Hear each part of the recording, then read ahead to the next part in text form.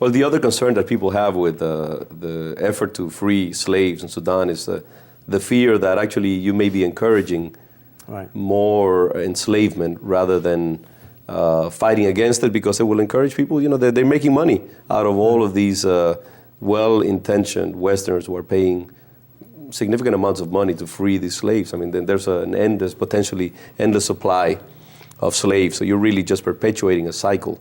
How do you justify that? So this is a activism? debate that we had for a long time, and the fact is that this is not the kind of slavery that you know in the West. They didn't go in and want men. They don't need musculature. They don't have plantations and cotton farms and rice they just needed women. This is a slavery of concubinage. This is a slavery where they need the womb of the woman to make babies so that their civilization grows and grows and grows. So it's not economic slavery. It's slavery of humiliation and subjugation. Okay, they didn't take the men mostly, actually. That's a side that doesn't really get across the West. It's one of the first times that I hear that element of slavery. So they don't come for economic purposes to do this. They come to grab women to have as sex slaves, and to grab little girls and boys. The little boys were goat herds, and the little girls were domestics until they grew to be pubescent, and then they were sex slaves. They risked their lives when they raided African Christian villages, because another story that you didn't hear is that the Christian blacks of Africa in Sudan who fought them back are the heroes. They fought against the entire combined power of the Islamic world who helped Sudan raid them. And they had, in the beginning, sticks and stones and hatchets and to fight off, Kalashnikovs, until, of course, guerrilla warfare. They got the guns, and then, by the way, Israel sent them guns. This just came out now, that when they became independent, the Israelis kind of admitted, we helped them. But so when they enslaved them, we went to the village chiefs and we said, should we continue to buy back these people? And they said, please do. Please help us. And we have letters of all the village chiefs helping. So if it was going to result in more raids, these village chiefs, upon whose heads it would have come, they wouldn't have done it. So it didn't really. Why do you dedicate so much energy to the Sudan anti-slavery effort, given the fact that you're so passionately involved in your own Israel Jewish activism, and here in Boston you're deeply involved, and I hope we get into a little bit of that, but wouldn't that seem like a distraction? But why where's the logic, the coherence between these two fronts that you dedicate energy to? There is a logic and a coherence, but there's also not a exact coherence, because I also was a human rights fellow. I grew up in Newark, New Jersey. I went to Martin Luther King's speech, I Have a Dream. I'll never forget. I was 17 or something, and I went to that. And I was always anti-racist, and I was always, a liberal and a human rights person. And when I saw that what happened to these blacks who were Christians, the massacres, and that no one cared about it, it reminded me of my own people. It reminded me, this is not so different, the descriptions of the raids on these villages, as what happened to Jews, pogroms against the Jews. All throughout Russia and Poland and France and England, all those times. And I said, these are the Jews of our time. And so I felt an obligation from that point of view. No one was doing anything. It was outrageous, and that's what happened to my people. The silence killed us. So I was very happy to do it for that reason. And then it turned out, and we didn't know what jihad was when I first started this. I didn't know. I just thought it was slave raids, a bad thing, totalitarianism, fascism, who knew? And it turns out that there's a reason to unite Jews and other victims of jihad. So for all of those reasons. But I also have to say I fell in love with the Dinka people of the South Sudan. They are beautiful, very, very black, very, very tall, thin people.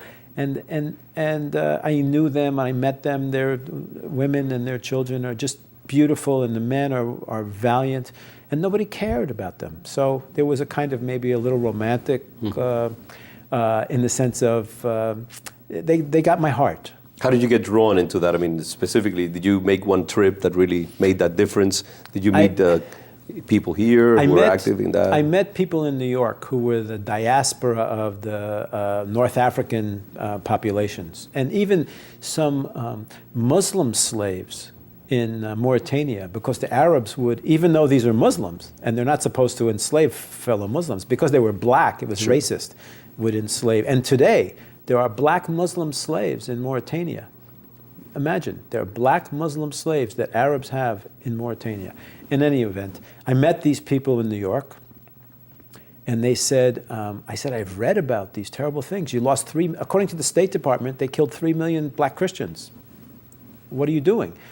No one's listening to us. We knock on the church doors. No one's listening. We knock on the door of Amnesty International, human rights community, United Nations. No one's listening to us.